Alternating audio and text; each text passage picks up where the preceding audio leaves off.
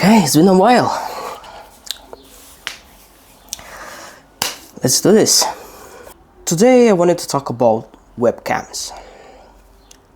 You might probably know that many years ago people used to use these big old and plasticky webcams to, call friends, call families, do meetings online, all kinds of stuff, because the camera inside the laptops at the time, it was terrible. Well, even the webcams, they were terrible at that time. I remember they were like super low res and laggy and all this because they have really small sensors. But then webcams in laptops, they started to become better and better, so that competition started to appear, and then cameras in the laptops started to become better and better. So companies that they were making webcams, they needed to make better webcams, to keep up with the competition.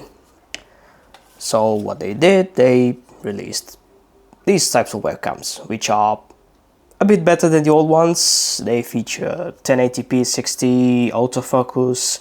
Some of them they even record in 4K, stuff like that.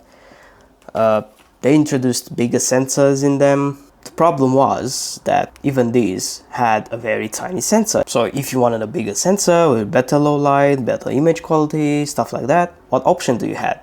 And then camera manufacturers, they started implementing the webcam function in their cameras. For example, you could just take Sony ZV-1, which is like a point and shoot camera with a 1-inch sensor connected via the USB to your laptop or your computer, and that's it. You had a webcam with way better quality than any one of these can offer. And then camera companies, they started to implement the same webcam function in cameras with bigger sensors, like for example this Sony ZV-10 that I'm using right now to record, or the latest Fujifilm cameras. Well, this one doesn't have the option, but like this is the size of an APS-C. So with a sensor this big, you had even better image quality and low light performance and all that compared to 1-inch type sensor. But what if you wanted to get even bigger? Well then, my friends, we have full frame. This is a Nikon ZF and it's a full frame camera. It's a big sensor, and of course you can connect this camera via USB-C and use it as a webcam. Of course it's going to be a bit overkill, and you need some type of dummy battery that's always connected to power, because the battery on this camera is going to die in probably 2 hours of streaming. But this option is possible as well. And my question today is, what if you wanted to go even higher than full frame? And that's medium format. Well, my friends, this is a medium format camera. This is a Hasselblad X1D. It's pretty old. It's Hasselblad's first medium format mirrorless camera. It has a huge medium format sensor, 50 megapixel as well, and although it records really basic 1080p 30 frames a second video, I was wondering, can you use this as a webcam? Well, let's find out.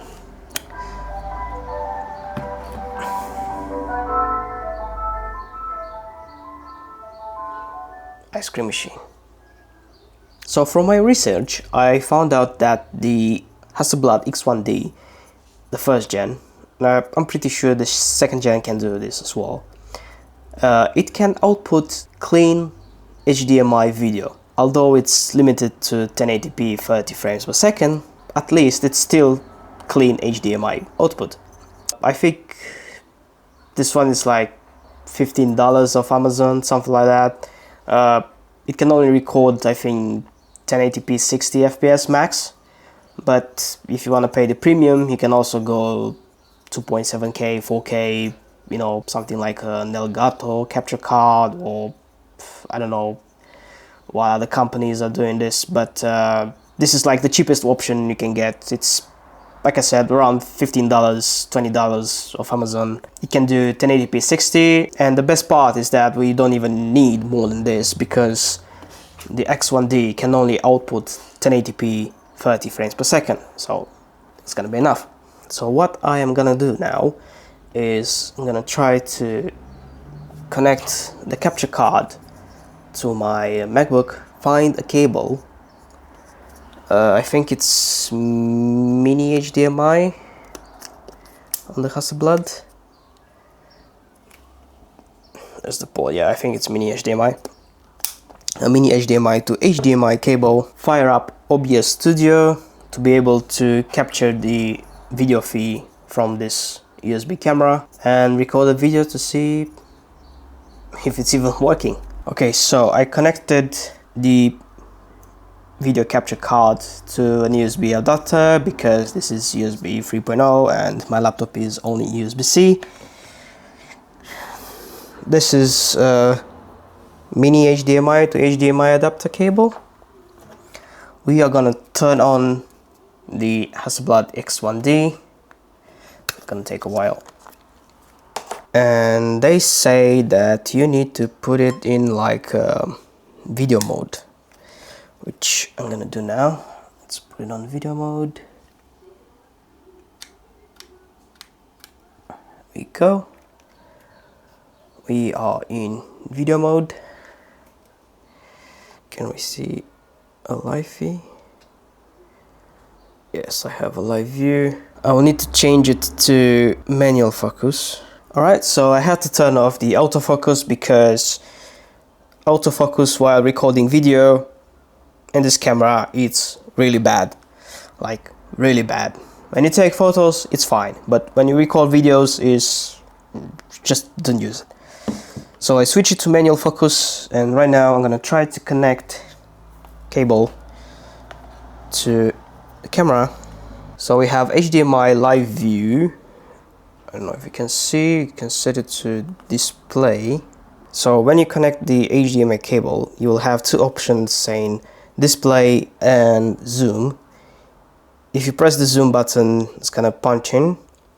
If you press display, it's gonna show the grid lines on the screen, and you can make them disappear. But the problem is the white balance indicator, the ISO value, the f-stop, shutter speed, and the recording time are still gonna be present on the screen. Okay, so now we are technically seeing a live view from the Hasselblad X1D.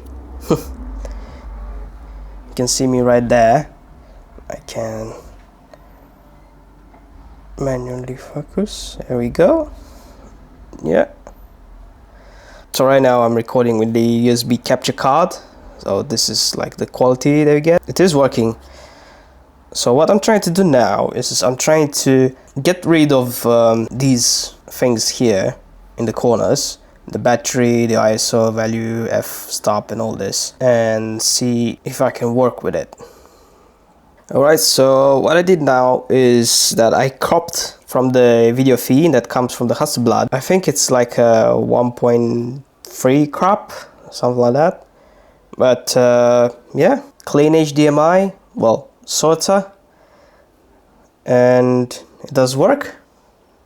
So yeah, you can definitely use Hasselblad X1D as a webcam, which is, there's no reason you need to do this. The camera, well, it's really hot right now in UK anyway, but the camera started to be like quite hot.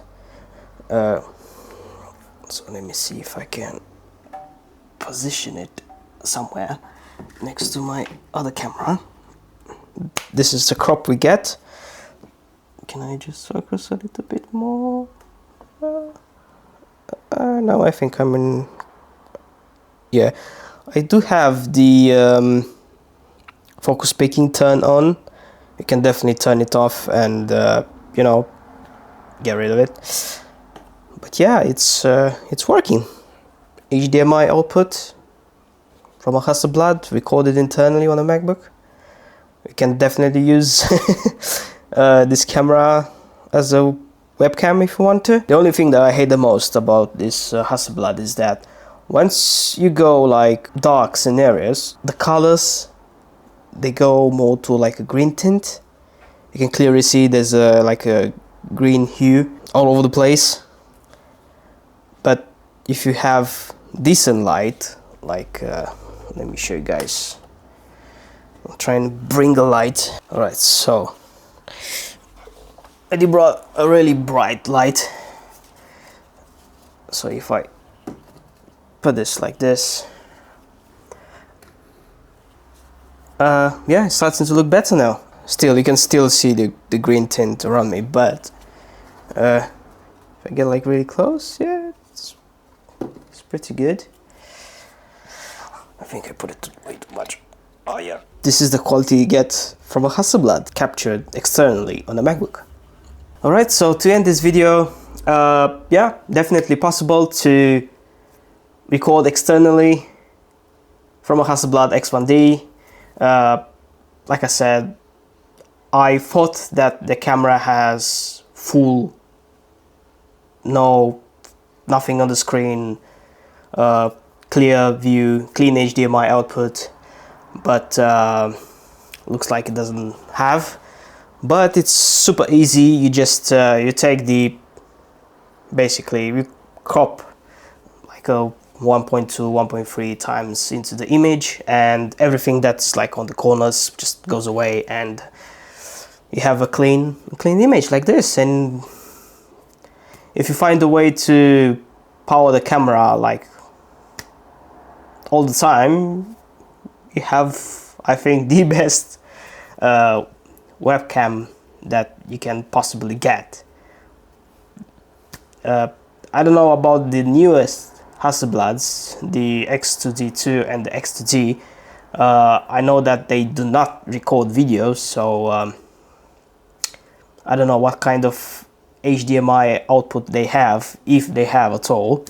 But yeah, it's definitely possible with the older ones, with the X1D and X1D Mark II. We can definitely do it. As you can see right here, it's working perfectly. The only thing that you're gonna lose, it's the autofocus. Like I said, even if you try to use it, it might work, not sure, but it's gonna be super unreliable. It's gonna hunt all the time. So if you have, you know, your place in a single position and you don't move around too much, you can just place the camera somewhere and you don't have to worry about autofocus. You'll always be in focus and all this stuff. But anyway, this setup is just for fun. I don't recommend going out and buying a Hasselblad X1D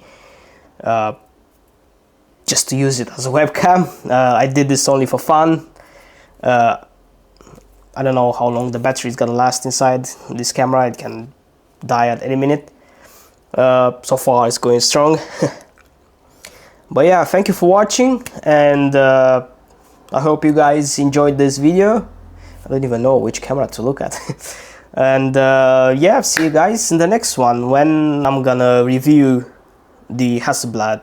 I went to Peak District a couple of weeks ago with a bunch of friends, with my family. I took the first pictures on the Hasselblad X1D Mark I, and I just want to say that they've turned out absolutely amazing. The image quality you get from this camera, even with the cheapest lens Hasselblad sells, which is the 44p, which is a 45p, sorry, which is a 45mm f4 lens, equivalent to about 36mm in full frame terms. But yeah, the pictures that they came out from this camera, they were actually amazing. They're like super amazing.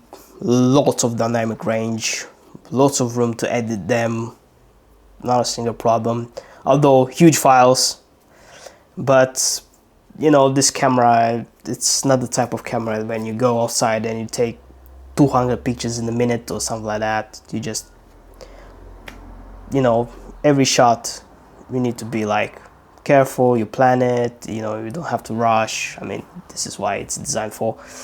But yeah, stay tuned for the full review of the Hasselblad X1D. If you like what you saw, please subscribe, like, share, and see you guys in the next video. I might probably use this setup for my next video. Who knows? Looks looks interesting, or maybe not. We'll see. All right. Thank you for watching.